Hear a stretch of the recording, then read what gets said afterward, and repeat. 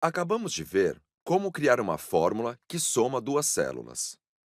Agora, vamos copiar a fórmula até a parte inferior da coluna para que ela some os outros pares de células. A fórmula na célula C2 é A2 mais B2. Para copiá-la, 1.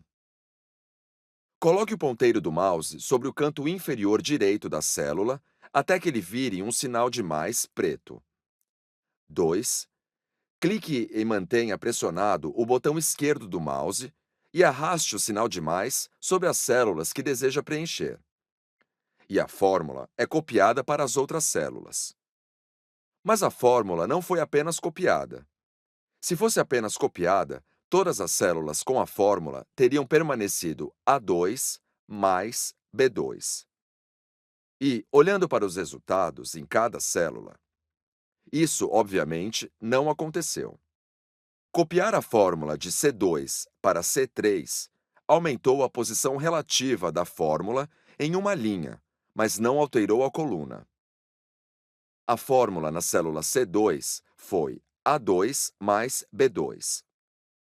A fórmula na célula C3 é A3 mais B3. As referências de célula na fórmula foram aumentadas em uma linha. As fórmulas nas células C4 e C5 foram atualizadas de forma semelhante. Isso é chamado de uma referência de célula relativa e é um padrão no Excel. Mas nem sempre você quer que as referências de célula mudem quando você copia uma fórmula. Neste exemplo, F2 é dividida por E2.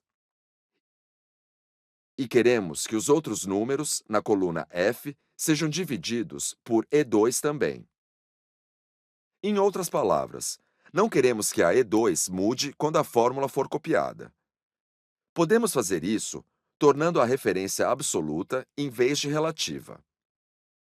Se copiarmos a fórmula como fizemos antes, teremos um erro. Por exemplo, em G3, a fórmula copiada é F3, que é 12, dividido por E3, que está vazia. O Excel interpreta uma célula em branco como um zero, e isso é um erro de matemática.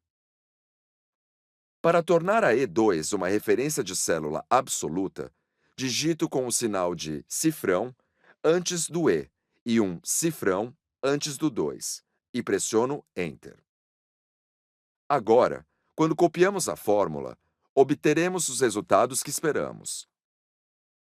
Quando observamos a fórmula nos G3, a primeira referência de célula foi atualizada, como esperado, mas a referência de célula absoluta E2 não foi atualizada. Perfeito! Você acabou de ter uma boa ideia do que as referências de células são e como usá-las. Claro, há sempre mais o que aprender.